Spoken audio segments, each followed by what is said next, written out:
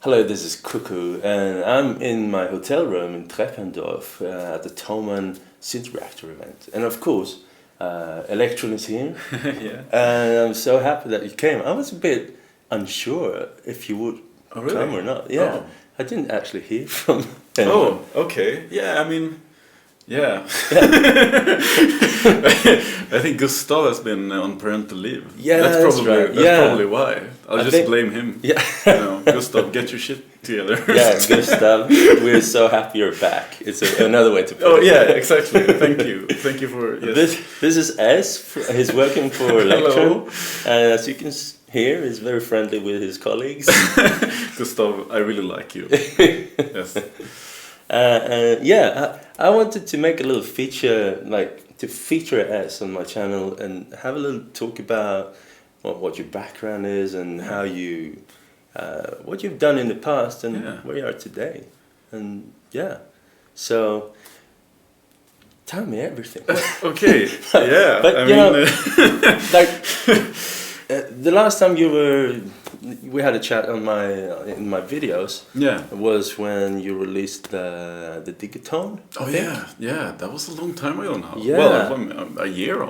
It feels like an eternity, but I guess it was a year ago. Yeah, it was a year ago Yeah. at the NAMM show. Yeah. 2018. Yeah, that was nice. Yes. And in the NAMM show 2019, Yeah. in many of the intros, I said, "Yeah, this is Cuckoo NAMM show 2018." Oh.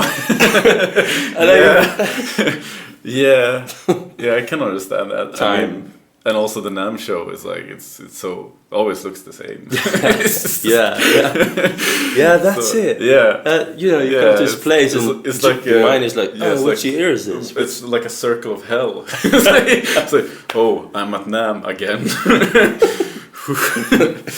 Yeah. Yeah. But yeah, I mean, sure. But that was you played a quite big part in the Digitone, didn't you? Yes. I mean, after we did the Digitakt, which my involvement with that was more just the GUI, the graphical user interface, all the little icons and stuff, and that sort of launched me into the whole product designer career almost instantaneously. Yeah. And I was doing support at the same time as working as Digitakt and Digitone. So I would come in the morning, do as many support cases as I could, and then I would go into the other stuff. So it was crazy, and I worked every weekend. And yeah. I can imagine. Speaking of support, there is a fair amount of people come to me and they have questions. Yeah, I can imagine. Yeah. How does it work? I have this issue. Yeah. But at Elektron, now you've got.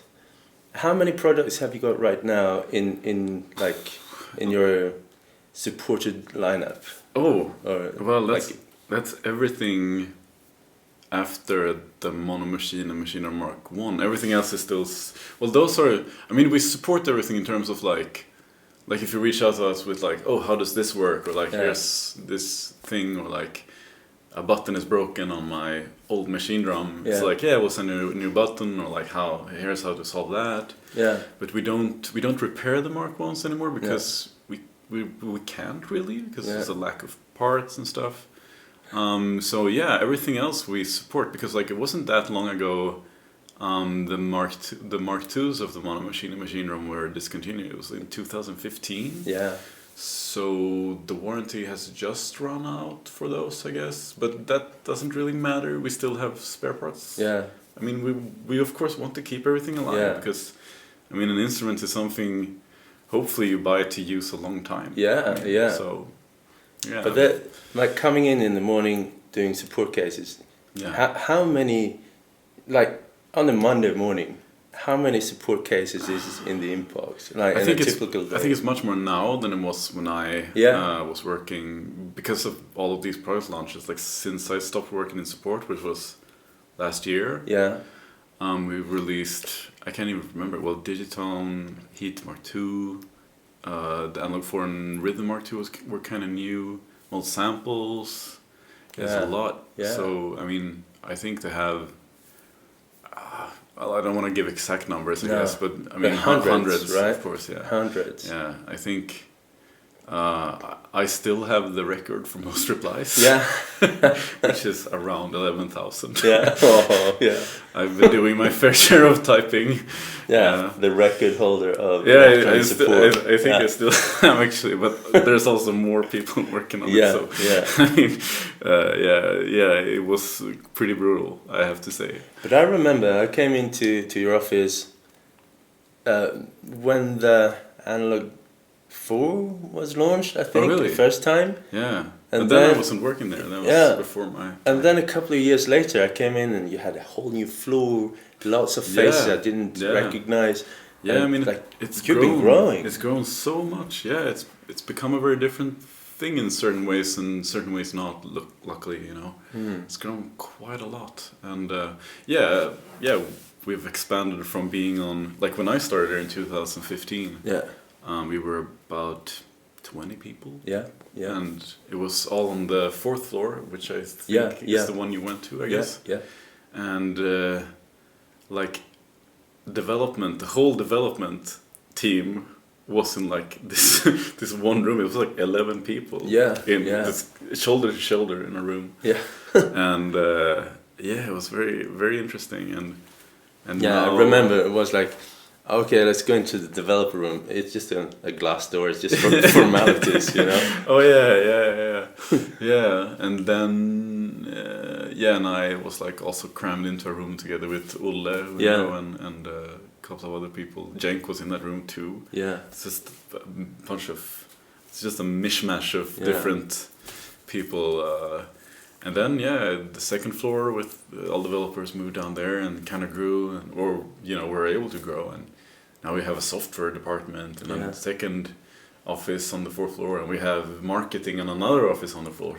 And those external developers, right? No. No, they're internal. No? Yeah. Okay, I thought about Overbridge. No, we had some consultants, but mostly it's internal. Yeah. Oh, okay. Yeah.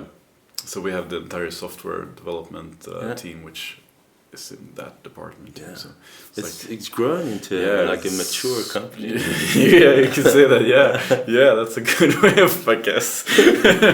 But what happened? Like, you came in there mostly as a support role from the beginning. Yeah, exactly. I applied because then 2015 I was doing my last year of my bachelor's degree. What was your bachelor? I studied composition with sort of what do you say, the specific subject was like electronic music, which is kind of unique. Gothenburg's university had that as that's really cool, as a specification in that degree. So obviously I was so tired of studying, and I just wanted to do something, just work, or just do something that wasn't like reading Heidegger or listening to classical or Gregorian chants and identifying which era. And was this at the same university as like classical composition? Yeah, it was all in the same sort of. There were classical composition, sound art, and electronic composition. And sound art and electronic kind of shared the same courses. Yeah, and we had to attend some of the like more music theory heavy things as well. And it was a bit strange. I can't say I learned much, but I met a lot of good people, and I mean I got time to hone my skills and stuff. And but I applied for the support role at the end of that last semester. Yeah. And I went to an interview, and it felt really good, and they liked me. And I mean, I knew I knew Elektron gear very well, because I've been really interested in Elektron gear since I was like 15. Yeah. I remember I was like obsessing over the mono machine. I was like reading the manual every night, because I couldn't afford it, of course. Yeah. And around that time I was attending school, public school, Schillerska gymnasiet, it's called in Gothenburg. And I was like, going to the Elektron website, reading all the interviews with like Autiker and the Knife, and I was like, oh, this is so cool. I really want a mono machine that's like the best synth. And it was Electro Users. I'm sure you remember that. I was like listening to all the demos, like, it was a really good one that was like a cover of the Miami Vice Crockett's theme of the Mono Machine. That was like, that was the best one. That was so good. But at that time I was really like, that was like about Elektron, and then it was like Erik Dahlbergsgatan. I was like, that's right across my school. Yeah. And I'm like, whoa. And I, of course, being like a stupid teenager, I wrote Elektron instantly, like, hey, can I come visit? Yeah. And I believe this was probably 2008 or 7, which means I was 16 or 17. And Daniel Troberg got back to me quite quickly and was like, hey, we don't really keep an open house. It's not really the right time now, but thank you for reaching out. I hope we meet one day. Yeah. And I was like, I mean, I didn't really expect much, but I was like, that's really cool to say hello, you know? Yeah. And I'm like, that's really cool. And like, no worries. And like, that's a shame. And then I'm like, they're probably working on something new, which I guess was the truth with off the track. Yeah, that was cool. Fast forward now, which is wild. It's really crazy. I mean, for my 18th birthday, I had saved up money and bought the Mono Machine Mark 1. Yeah. So, and it was quite amazing. Over the years, I've managed to get a hold of almost all the different units at certain points in my life. And so I knew them well, and I was like, of course, really into synthesis and all that stuff. And music, and just, you know, good knowledge of all the requirements basically. So, and got a really good vibe from the people there, and they got a good vibe from me, I guess. And so it was just, they called me up and were like, you got the job. And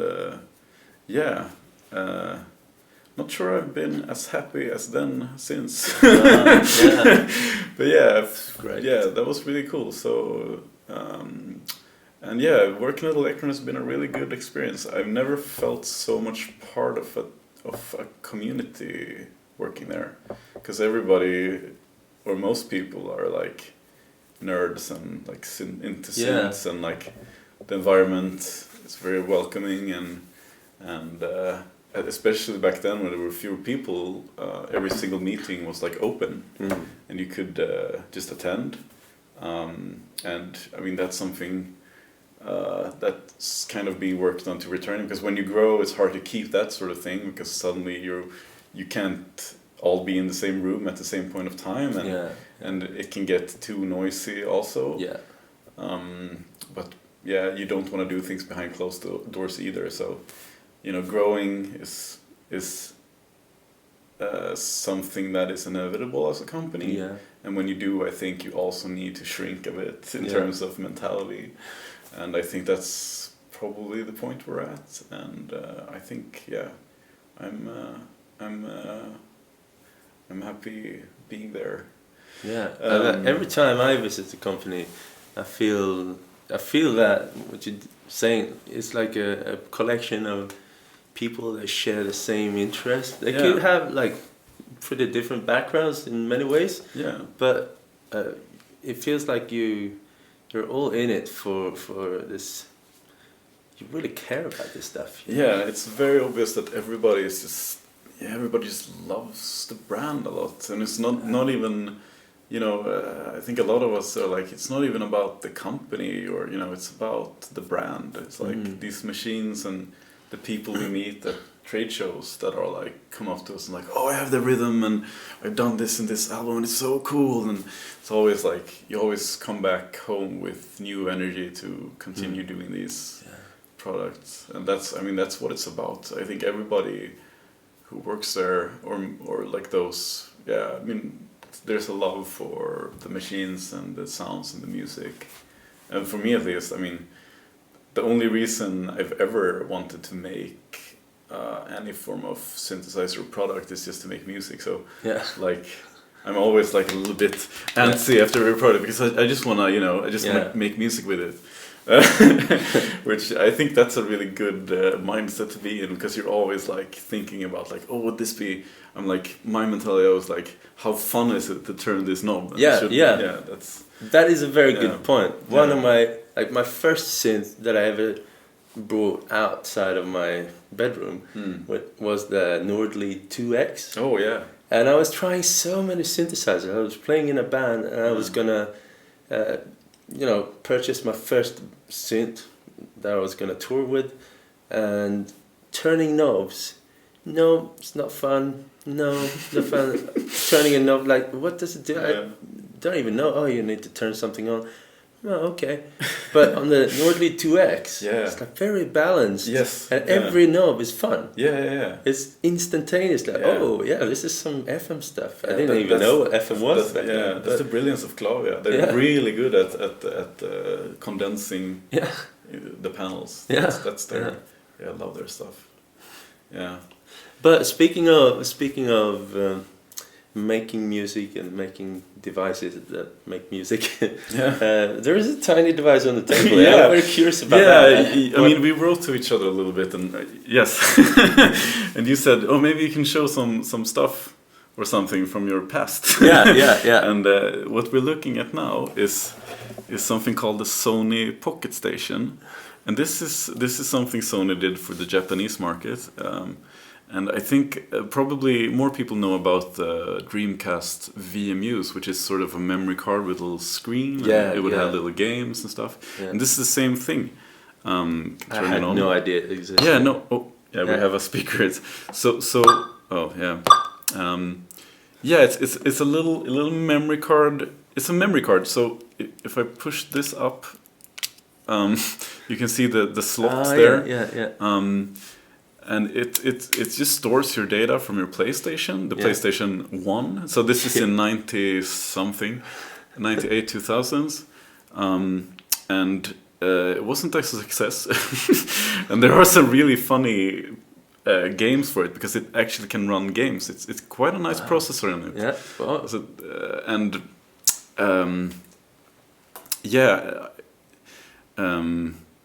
I'm starting to think too much. Have you done anything special?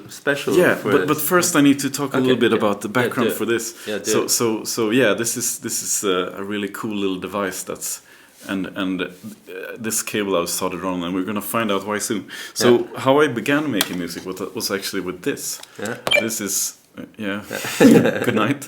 So this is. This has been modded with a backlight, but it's an original Game Boy, and it's running software called Little Sound DJ. This is a tracker, and a tracker is a. Could you turn down the brightness? On this? I can actually. Yeah. Oh well. Maybe I just. Maybe not. You don't have to show the interface exactly, but it's cool. This is a tracker. It's a music software called a Tracker. Yeah. And what that does is it's a sort of a list of events. Like, these are a few notes we put in earlier. Maybe up to the. So this is. I started making music. Like, I was interested in music when I was around 13, 14, and I remember messing around with like Fruity Loops and stuff like that. But it never really caught on. I remember thinking like I liked laptops. I was doing like little games and stuff in Game Maker. Have you ever? I had something similar on the Amiga. Atari called Stos and Amos. Okay. Amos and STL. Never tried that. No, it was like a visual thing. Yeah. So I was like doing a lot of creative work on the computer, but for some reason I was like trying this FL Studio stuff, and I remember thinking like, this is really nice, but like I would love to be able to bring it with me, you know, to be able to like make music on the tram on my way to school or something. Gothenburg has trams. It's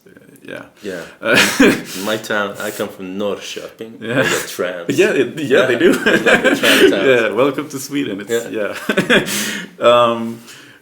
So I remember thinking like, I wish there was a music software for Game Boy. Yeah. Because ever since I got my Game Boy Pocket as a kid, I was listening to those tracks. Like I remember Donkey Kong Land had like a really good soundtrack by David Wise, I think. Really good soundtrack. and I was thinking that Game Boy, and I was at a friend's place reading this Swedish magazine Superplay, gaming magazine, and they had an article about chip music. Yeah.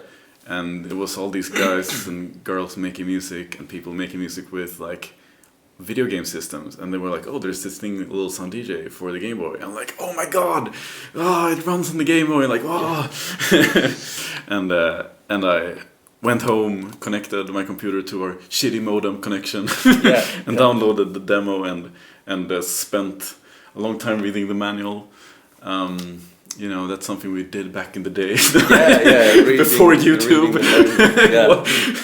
Before the brilliant Cuckoo tutorials and everything.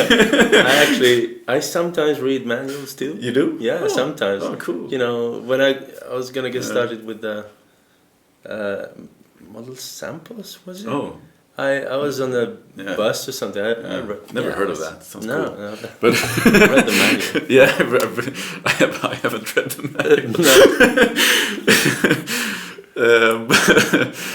But yeah, so yeah, I convinced my dad to transfer money to this guy who made this software, and I that's how I started making music. Yeah. So. Really love making music on this sort of portable device with this sort of and the whole chip music thing became such an integral part of my life, and that sort of snowballed into synthesizers and everything. But I've always loved these handheld devices, and I've always always had a fascination for all the different handhelds, because there are so many besides the Game Boy. There's like the Wonder Swan by it's really weird. I forgot about that. There is some music software for that too, actually, which is I have thought about that exactly. since it existed. Yes, and like the Neo Geo Pocket, like all these weird, and I've always been like, I want to make like some sort of music software on it, because all of them sound kind of differently.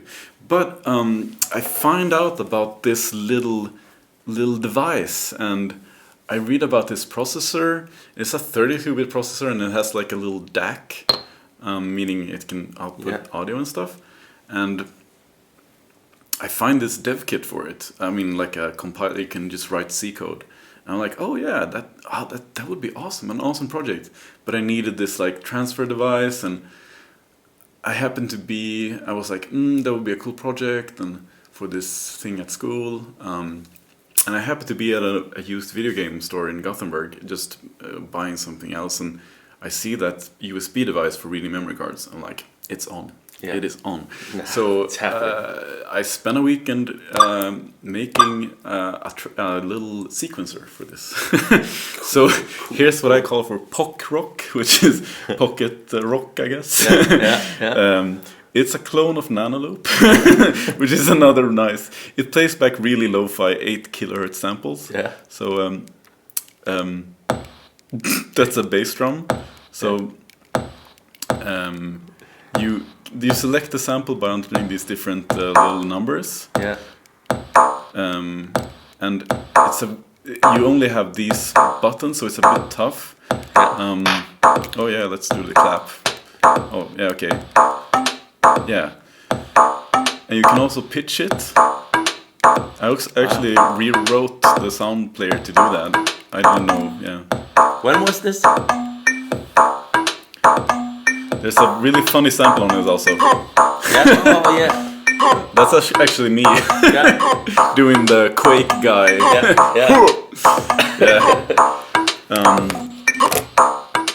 Which year was this? This was in 2013, 14 maybe? Yeah. So yeah, I did this, and I played at a live thing at our school. I said to the sound technician, like, I'm not gonna show my device until I play. Is that okay? And he's like, yeah. I'm like, yeah, it's gonna be a thing. And I go up on stage, and I'm like, to take this out of my pocket, and everybody's just like, what? Yeah. And yeah, it was fun. And later on, I don't remember how this works, but there's another thing I did, which is a wavetable oscillator. That's amazing. So this is actually a synthesis now. It's sort of. Yeah. I can't remember how it works. I don't know what this does. Well, I think it does some sort of weird random patterns. There are lots of numbers. Yeah. So that was another part of a course at school, and I had 2 of these and played like a little experimental drone thing with them. Yeah. Yeah, so this is one of my favorite projects I've ever done. It's just What does it feel like to like pick it up again and play it now? I mean, How do you feel about it? yeah, I mean, I think a lot I how bad the code is, and I'm also We like, don't see that. I think a lot of times you doubt yourself a lot. Yeah. I always tell myself I'm a really bad programmer, but at the same time, I remember figuring out how, because like the library that existed for it, you could only play back audio, like let's just. You could only play back audio at like a constant rate. Yeah. And I remember rewriting the library to handle like resampling or just changing the speed of the playback. Yeah. And I mean, yeah. That is kind of hardcore stuff. I don't know how hardcore it is, but I still little figured something out. And I mean, Yeah. yeah. So yeah, I mean, I've been programming a bit in my day too, and like I've always dreamt of making like trackers and stuff like that, and I've done another at the same time, because at that school, I mean we had a lot. Yeah, it's my work laptop. Oh yeah, and let's see if we have some internet. Yes, we do. I should have prepared this, but I couldn't find the source file. It's an old little thing. But I was really into Nanoloop, which is another software for Game Boy.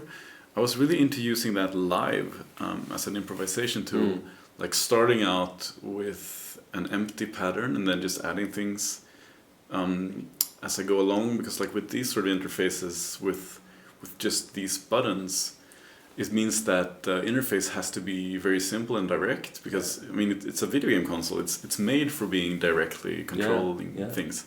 So like LSDJ and Nanoloop and stuff, they all have like a very direct interface, and for me it became like this really interesting way of performing was to make stuff live on them, like just improvise. Yeah.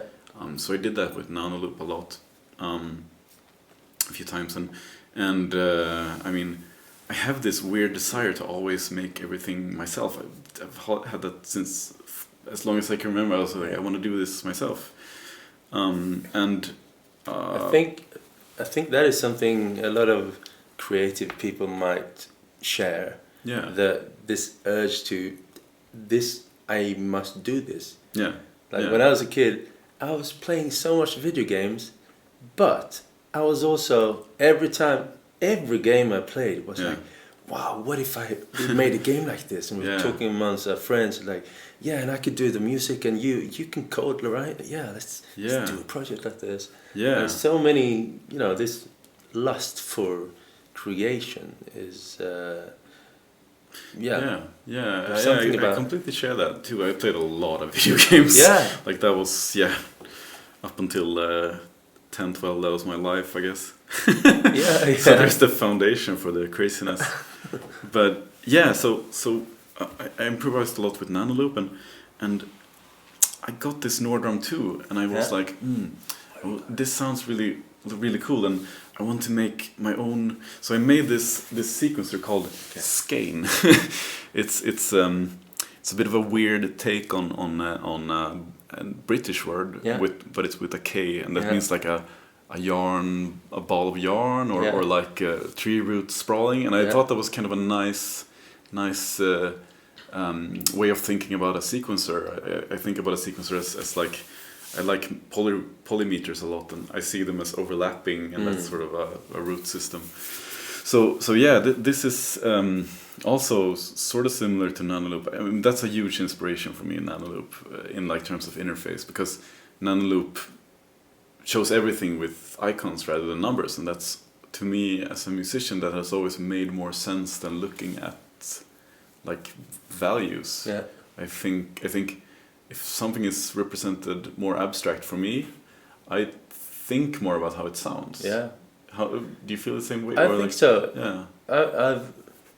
I've played lots of synths, but value is not that fun. You know? Yeah, you get very hung up on like, yeah, I want it to be 48. Yeah. Yeah. I mean, it's good if you want to absolutely be sure that you're gonna track something right. Speeds and stuff. Yeah. But like in the like the Digitone, for instance, there's a lot of graphical changes. Yeah. Which is, it's giving you like a feel for stuff rather than, okay, this parameter is now 96.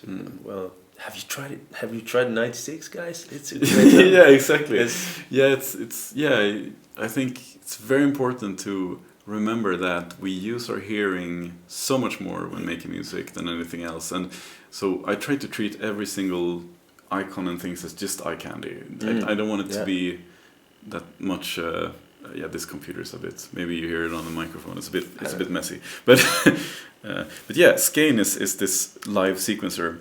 So it sends MIDI data and CC to a Nordram 2, and these are the synth parameters, and here's the sequencer. And it's the same as Nandloop, it's just bars showing so these are the notes here, and you can flip it for a different page where it does, I think it had trig conditions and stuff like that long before Elektron used it.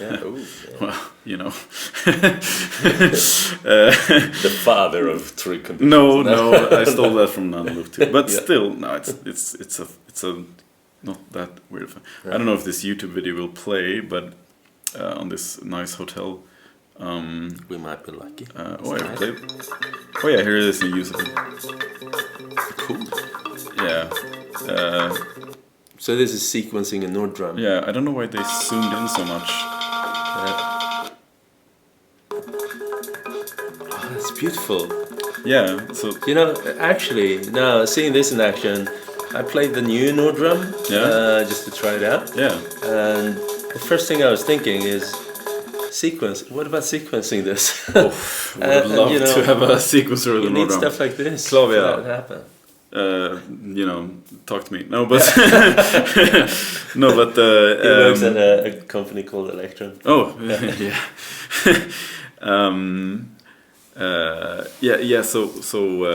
yeah. Exactly. I love the Nordram too. It's such a good synthesizer. But that brings me to one thing. Yeah, this was. Oh, here's a nice picture. Cool. So it was controlled with a gamepad, the PS3 controller. I borrowed a red one from a friend. So that was my thing to do, like this fast, and I did like a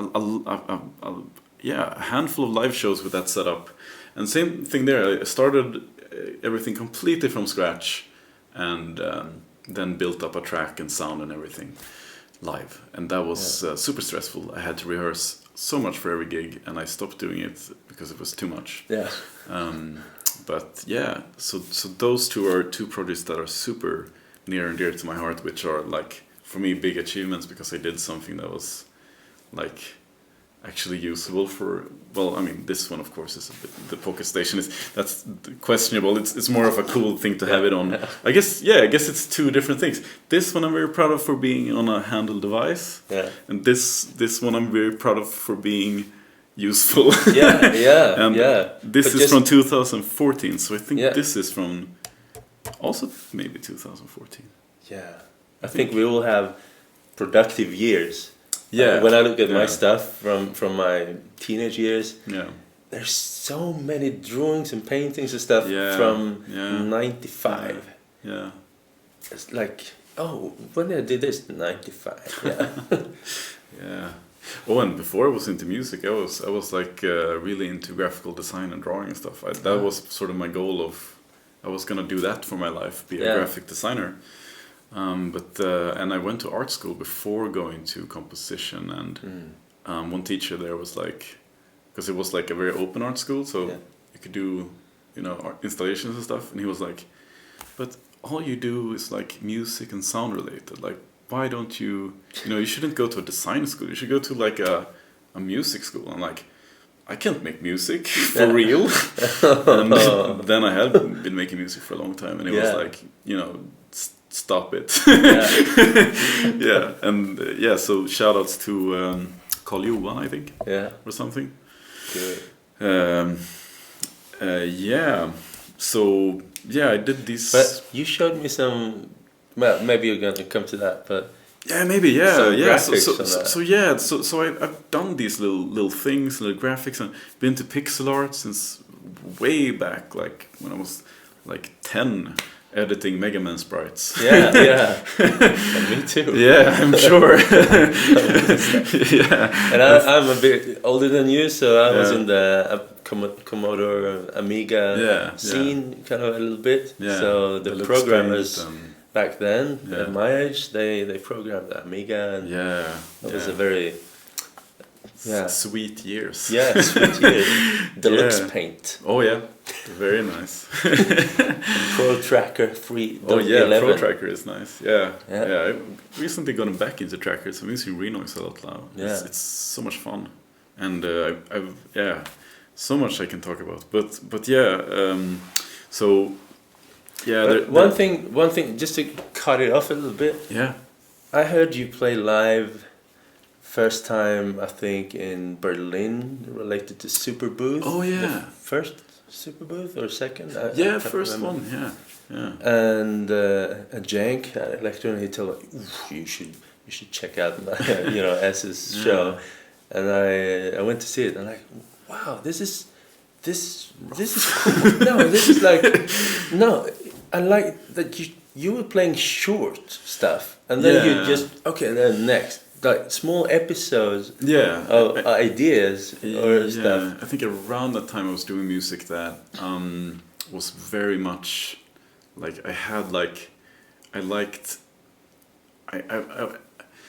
I didn't want to do repetition so much. Yeah. And I didn't want to do transitions. I wanted to just cut to the next thing, and it became this. Some people had a hard time with it. Some people kind of liked it. No, I like. I think it's more common nowadays to do that sort of music, and I hear it more in like more contemporary electronic music. That there's these like sudden changes. Yeah. But at that gig, I got that was my first time. I think getting to know. I wonder if was that the first time we met even? Maybe even so. I think so. Yeah, maybe even so. I think so. And I was at like, least one of the first times. Yeah. Yeah, that was I will always remember that. Yeah. And then a couple of years later, you released the Digitakt. Yeah. Yeah. And you guys had like a stockholding meeting or something, like company meeting in Gothenburg. At the same night, you were going to have like a party night, party night. Well, it was what's it called? A kickoff in company terms. Yeah, we have that every year where we get together everyone and sort of just here we are, and this is what's gonna happen maybe, and let's drink beer and get wasted. And everyone came to the party, and they were like, that was a weird meeting. Not quoting anyone, but everyone was like, okay. Some people were a bit messier than others. But then people started performing. Yeah, we had a party at the same night. Yeah. You performed, and that was the coolest performance. Well, thank you. It was so cool, and I think you perfected this scene changes. Yeah. You're like doing right. Yeah, I've sort of I've gotten better and better at that sort of way of doing things. And you were like in the room with your back to the crowd, which was like it was so shoulder to shoulder. It was such a good night, and the sound system was killing it, kicking, and everybody was so into it. So that's a good gig needs good people. At the time. I remember speaking to Simon, the Japan office, Simon, and we were just looking and said, "What the fuck? What's going on? This is." And it was only a Digitakt. Yeah, I don't think anyone was sort of just going in there, standing by a cipher sometime. Like, this is 8 samples, and it sounds like a whole. And one thing that's really fun about that one, I think that was in August 2017. Yeah, so that was 2 months into Digitone, I think. So all the samples came from my first Digitone prototype in Max MSP. Wow, a modified version actually, but cool. all of them. So I sort of played a proto Digitone. Yeah. It was I very was actually sneaky. wondering how you were those sounds, because it was like so clear. They were very, yeah. I had this very weird, I wonder if I have it here. I had this very weird version of Digitone, the prototype, that that had this unison engine that was just very brutal in Max. It basically just replicated everything 16 times, and you could trigger them in very specific ways. And you would get these like weird like phew, Yeah. like I don't think I have it here. I have it on my I have it on some hard drive, but it's just a Max patch. Yeah. How much would you say that the sound changes from what's going on in Max till it reaches the hardware? Oh, you mean on the Digitone? Yeah. Well, a lot. The Max patch is, I mean, that's more of a proof of concept, I would say, Yeah. than a proper prototype. Yeah. We've done some more work like that recently with like kind of going from a Max patch to implementation, and it's very tough because I'm not a DSP programmer. DSP is, I think, quite difficult. And it's a lot of things that needs to be taken into consideration that are not very obvious. Like with the Digitone, I had a very clear concept of what I wanted to do with it, and Oscar, our DSP engineer, kind of took that concept and kind of looked at the granularity of it. Like, okay, so here's the operators and here's the levels. And reading about how this and that works, we should scale the level in like this and this logarithmic scale. And I mean, I had never went that far to think about such things. So I mean, and that's why you run a company. That's because there's a lot of people that need to be involved, because everybody can't think of all that stuff. So oh, here it is on my Instagram actually. Cool. Here's a prototype, but it's a modified prototype. It's some sort of Sounds great. yeah. So I used this as a like a sample generator. I made like a lot of samples and then just throw them on the Digitakt and yeah, as you can see in the next post. Yes. Yeah. So yeah, that was fun. Yeah, that live set was really fun to do, and it was here. Oh, we have some. Here's Daniel playing from that night. He came from the US, and that was dope. I remember telling him like, he was like, oh my god, man, it was like thank you, and then I was like whispering to him like, all of the sounds were the Digitone prototype, and he was like, and he laughed, and it was like, oh, yeah. It was so much fun. Yeah. But yeah, what was the question? No, you were talking about the lifestyle. But thank you. Yeah, that was a lot of fun. It was fun that you came, and synthesizers. It's a good synthesizer. Synthesizer. Yeah. Instagram. Yeah, sure. Follow me on Insta. So yeah, that was really fun. Are you playing? Are you performing sometimes? I mean, I don't perform that much because I'm I don't know. I'm bad at doing that, but I'm gonna perform a little. I think at something on Super Booth. Maybe we will have like an opening of the Berlin showroom. I think I will probably play that evening, and I have some other gigs coming up. That would be cool. I play when friends ask me to play. Yeah. So me too. I don't have a. Exactly. I usually say yes to stuff. Same here. I mean, book me. No. Please. But the Digitakt. Is when I started getting into product development, and that sort of had happened as a fluke. The person who had been doing all the other interfaces for Elektron gear beforehand was on parental leave, and he's very talented at pixel art too, but he's more of an engineer and has like that sort of data is very important, like the numbers, you have to see them, and I don't agree with that really.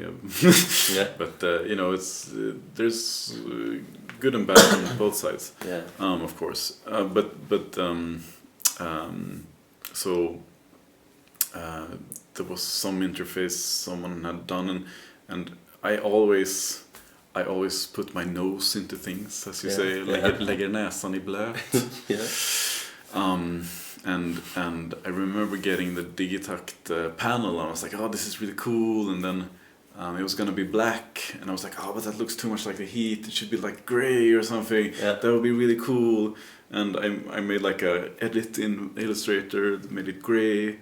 And I remember Olle, who is one of my best friends and coworker at Elektron, and we also attended the same school before that, which is curious. Yeah. And he was like, and I made this gray version, and I made like just a quick.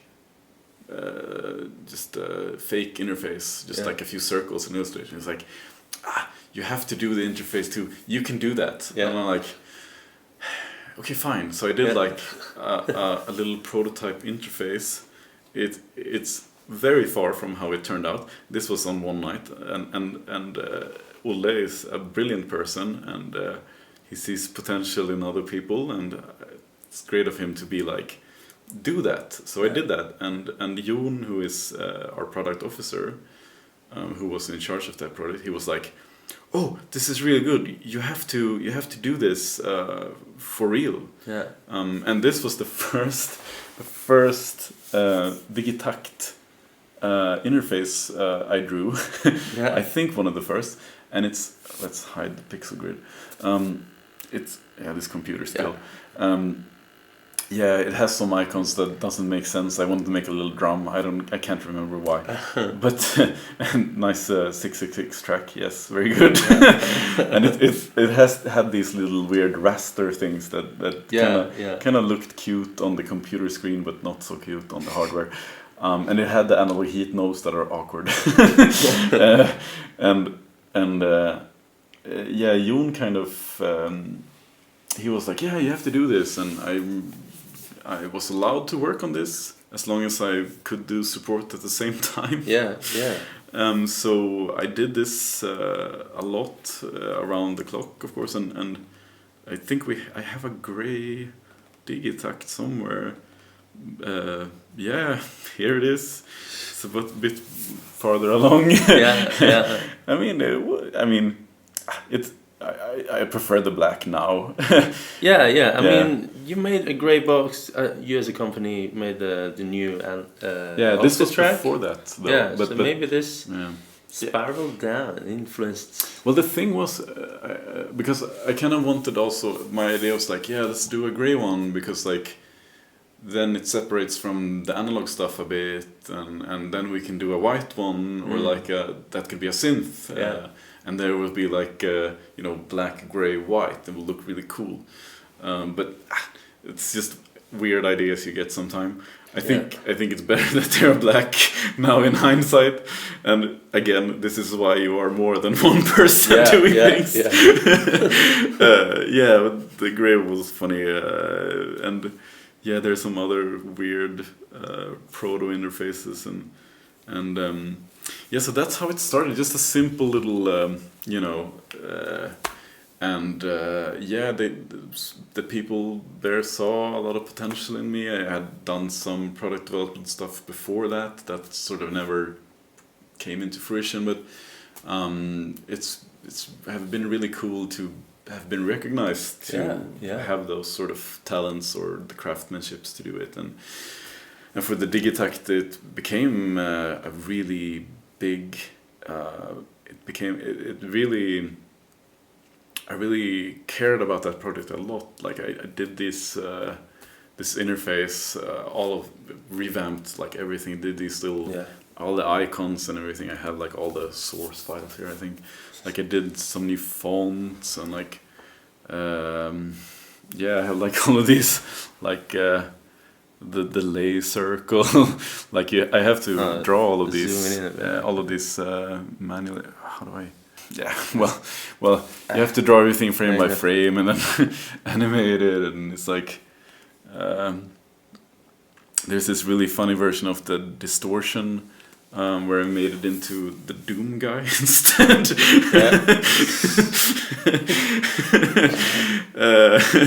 So there was a lot of fun in this project, and yeah, I kind of, I guess it turned out to not only doing a new interface but also rethinking how the Elektron interface could be. Yeah. Like, let's remove all the knobs or most of the knobs, and let's represent things graphically or with icons and stuff like that.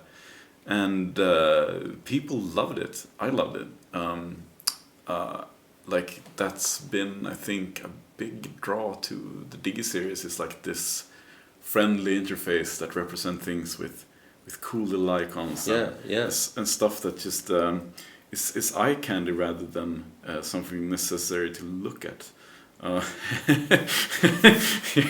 Yes, I wanted to put it in as an Easter egg, but it was too brutal. But this is the Doom guy instead of the distortion circle. So here's his face, and as you turn distortion, it gets more and more pulverized. Yeah. Because in Doom, as he gets shot, he starts like bleeding and stuff. Yeah, well. It's, you know. But you, on the new one, on the model samples, there's some really cute stuff in there. Yeah, I was like, wow, this is so nice. Yeah, I mean, I can bring the power supply. We can turn it on. I have it right here. If we have a power socket somewhere.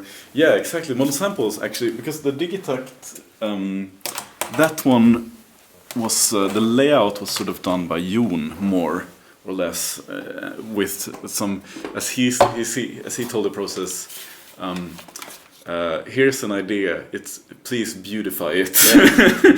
And so that's what I did. And for the model samples, what I've done on it is just the GUI. I've just worked on this tiny portion of the unit, but I've been very much involved with that during 2018. And can you turn the LCD down? Yeah, I can. I think it's the camera it's device LED. Can you do the LCD? Yes. LCD. There. This. That one. Yeah. Okay. Cool. That camera. So yeah, I mean, this one is, and here we come back to this a lot. Yeah. Because this is actually my inspiration for the interface on the model samples. Because totally. Not the color. I didn't have anything to do with the color of the unit or anything. But I did the screen, and so my idea was like, oh, let's make it more into a video game, because we have this screen that is kind of small, so we have to do large letters and large icons, and for me it made sense to do an interface that felt more like a video game, because it was very direct and very like so I did all of these little icons and this big font, and it was like it's been a very interesting project, because I've done everything from sort of scratch with the design. As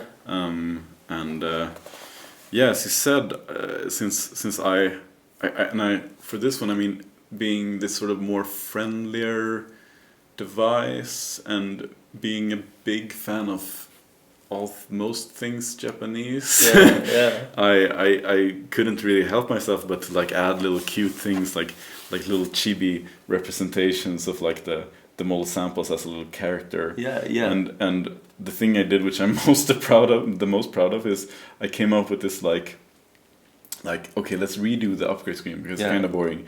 Can you make it dance? Party. And I was so happy that they actually put this in our dear programmers. Feed me. And when you upload data to it, it does a little dance. And so those sort of things. I really believe in these sort of things.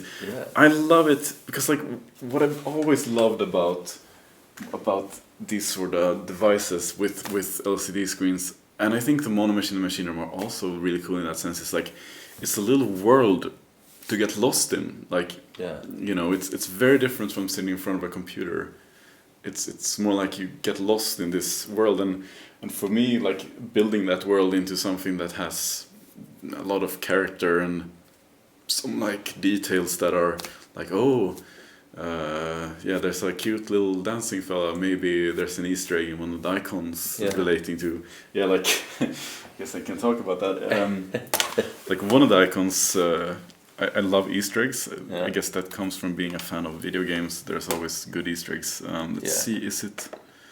Yeah, the save icon. Yeah.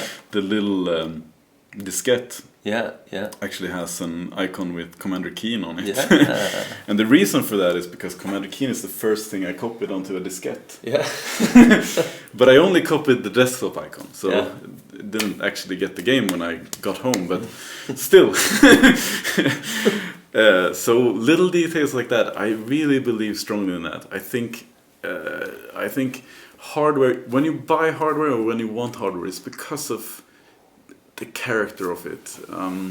It's because of the concept and how it's sort of, because it's a very, you can do all of this in on a computer. You can load a Digitone into, you could just do a plugin out of it, but it wouldn't be the same thing because you don't have that sort of, it's not the box and it's not like the whole screen thing and I tried a lot of software, I tried a lot of hardware. Yeah. But I'm sorry to say, but the software, I don't keep using it. I don't want to keep using it in the same way that I want to keep using hardware. Yeah, to a greater extent. Yeah. And there's some software that I do use a lot, but for me, I feel like software is always more of a tool and hardware is more of an instrument.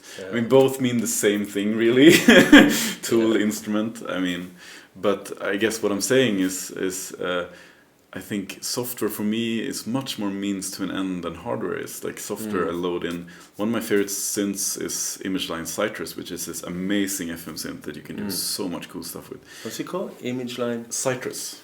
I haven't tried it. It's so good, but it's Windows only. Damn it. But yeah, it's epic. But it becomes so much more like a hammer. I just want to hammer this nail with this synth. Yeah. And with the hardware, I'm like, I want to explore this. I want to lose myself in this. So I enjoy working both ways, but I think hardware always has that special place because when you're fed up with one thing, you go to the other, and there's something special about a box. I hope we'll see more boxes in the future. We will, of course.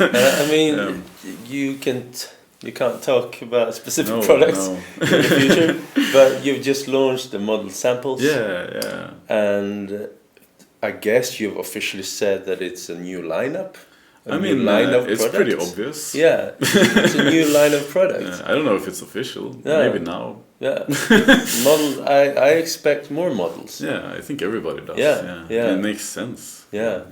And the one that I don't know what's coming, but the one that I'm expecting the most is a model keyboard. Oh wow.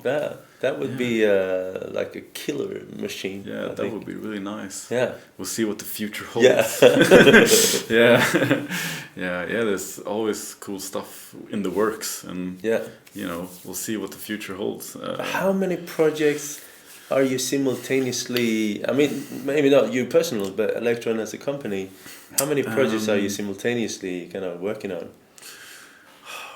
On a typical Monday morning. I always have things in my head, and I always I'm as I said before, I'm like very into I don't just do sound or music. I do like graphic design still. I do a lot of logos and things and mostly for my own stuff, but also some friends' stuff and cover art, and so I do a lot of sketches of things that might never happen, but still becomes like a discussion, and maybe this is a product we could do, and it might trickle down into another product later on. Maybe. So I always try to get all my ideas out there somewhere, but I guess projects we have going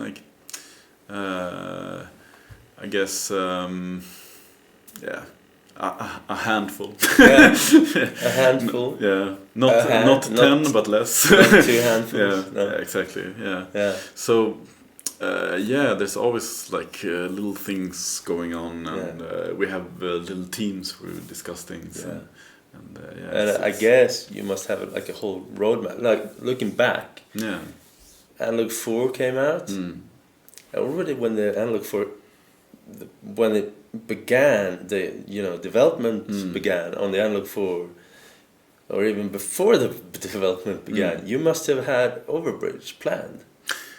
Oh, to some extent. Actually, I think Overbridge was sort of a bit of an afterthought. From what I've understood, this might be. But you must have had that component. Yeah, exactly. In there, yeah, exactly. USB audio. Yeah, the codec in it was like it had the possibility, and I guess someone was like, I guess it was Jimmy, but someone was like, yeah, we could actually do this thing, and then that kind of became. So I mean, yeah, a lot of products are just seeing potential in things. Like I mean, Digitone grew out of Digitakt being really popular and really well loved at the company, because we did this new thing. And everybody worked super hard on it. I remember one developer working during Inkster.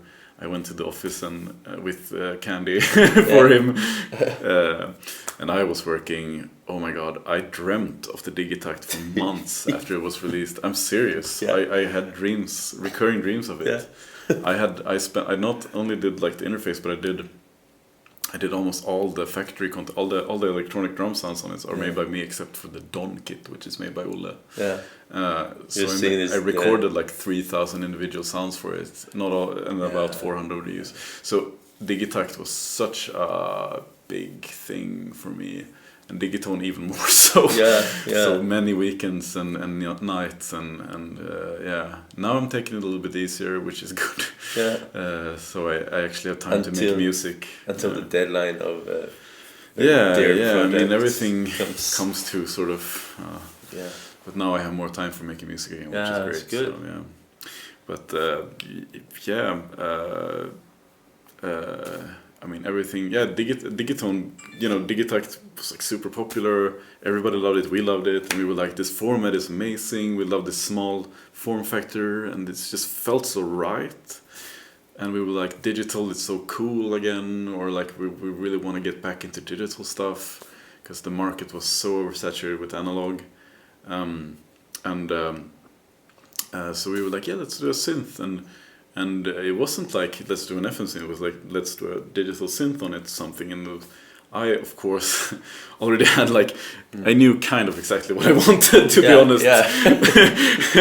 Look at the tattoo. We've seen it for an hour now. What does it say? Yeah, this is my FM tattoo. You can raise your hand. I have an idea. Why don't we do? I got this. I had been thinking of getting this tattoo for 2 years before Digitone, and for NAMM, of course, I was like, I have to do it now because I wanted to stand there and be like, hey, I also have a tattoo. But I've wanted one for so long. But I mean, I made this little sketch. I think Olle kind of was there too with some ideas, and we had similar ideas. Mine was better. No, but I think I was like so into FM that like I had some points that sort of took things into consideration that were very important. Some details were scrapped later on or remodeled, but I remember one thing really clearly, that I thought about sharing modulation level and feedback on the same knob, because to me it like made sense. But when I actually tried it in Max on a prototype, I realized that it's really important to be able to set a high feedback level and then change the modulation, because then you get those really subtle but still harmonically rich modulation. You can get like a little bit of that tone in there, and then I was like, can't do that. That's won't work. There are some other products out there that actually do that, and so I mean a lot of ideas are not in a single mind. But I came to a meeting and was like, let's do an FM synth, guys, because like it's the right time. FM Yeah. needs to come back. I know how to do it. We're gonna do it simple. 4 operator. We're gonna share parameters like this, and at least that was what I was gonna say in my mind. But I Yeah. came in and said, let's do FM, and then the developers were like, because then I was a bit more careful than I am now, because I wasn't so confident about these things. I was like, yeah, let's do FM. And they were like, yeah, but how does FM work? And they started drawing like, it's dependent on time and blah blah blah. And all it was like, just looking at it like you have an idea, just tell your idea. I'm like, yeah, I have an idea, and I have these sketches, and like it should work like this, and everybody was like, oh. Yeah, and then we were looking at a different envelope that was a bit weird, more. I had that thing with the ADE envelopes already there, and that came from my experience with the machine drum. I didn't like that it only had decay. I wanted to kind of keep the modulation, and I had that. But I was like, either we have this envelope concept, which we might reuse sometimes. So I'm not gonna. Yeah. Or we have this ADE, which is 3 parameters, and it's a bit more limited maybe in a sense, but not more limited, but yeah. And they were like, no, let's go for the other one. I'm like, come on. In my heart, I knew the ADE was the right one, and we spent like months prototyping the other one, me and Olle, and we were both like, fuck, this is horrible. let's do the ADE. That will be great, and it was great, and. So yeah, everything just kind of came together nicely, and so yeah. But it's been received quite well, hasn't it? Yes, yeah. I mean, I saw a lot of enthusiasm. Yeah, the Digitone is probably our most popular synth. Really? Yeah. Wow, that's in a very short If you look time. if you look at sort of the time span it's been available and number of units sold. Yeah. But I think more importantly, how often I see it on social media and different platforms, it's so popular and it's so cool. And I think the market sort of turned around NAMM 2018, because like we were like, here's something digital, and some other were like, here's also something digital, and people were like, and now we start seeing more things that are like very digital, and I think. I mean, it's always in waves, the synth, waves, but it's always sort of up and down, everything. But I think soon, I hope we will reach a sort of equilibrium where we're like, analog is good for this, digital is good for that, whatever. One of my favorite synths is the MC202. It's like super simple analog. It's not about that. It's about what you like, and sometimes it's an analog synth, sometimes it's a digital one. Sometimes it's hardware, sometimes it's software. Sometimes it's a Game Boy. Sometimes it's a guitar. I mean, I've heard that people play such a thing. I still play guitar sometimes, actually. I'm sorry. But mostly for I'm joking. mostly for my kid. Like that's cute. Tunes. I'll allow it. Yeah. I play synth sometimes for my kid. Oh, that's good. But he gets too excited. Like as a lullaby, if you bring out a synth by the bed, it's too much excitement. Yeah, I'm the same. Yeah. Do you ever do that before going to bed? Play synth? Yeah, that you're like, I'm just gonna check this out. Yeah. 2 hours later. Yeah. Well, I've put most of my stuff in my studio, so I have like one synth at home, which needs power. So it's safely tucked. Yeah, I mean, I live in a 19 square meters apartment, so I'm surrounded by everything all the time. So. When arms reach away. Yeah, exactly. I can just fall onto a synth wherever I am. No, not really. So this ends up on your pillow many times. Oh. Many times. Yeah, but mostly I did honestly before bed. I'm like, let's just see this pattern I did before today. I'm just gonna check it. And then I'm like, I want to change that. And copy that. But I feel like even though you lose sleep, it's always worth creating a little bit. It gives me energy. It gives me a lot of energy. Yeah. So. That's true. Like creating, like going back to the roots again, like playing video games.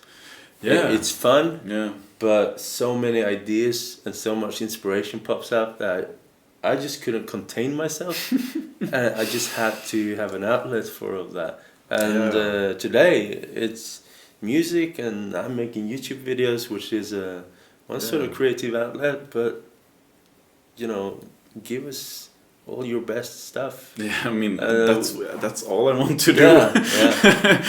Yeah, Looking forward to. I hope to bring the coolest stuff out. I mean, there's so many amazing projects. I am so fond of. So much cool stuff, and Tell us about it. Yeah, so Octatrack 5. No. No. There's a lot of cool stuff. Yeah. Well, cool. It's been really nice it's been getting nice, to know you and talking about this. It's a big honor to talk about myself like this. I'm not really used to. I mean, I've realized this year that I've become a sort of figure, which is a very weird feeling, because I mean that has made me realize that I want to be very present, and that comes back to my email to Elektron 10 years ago or what it was, where I received a response. I remember emailing like everybody who made like a little sound DJ and all that software, Nanoloop, and they all responded, and that was really cool.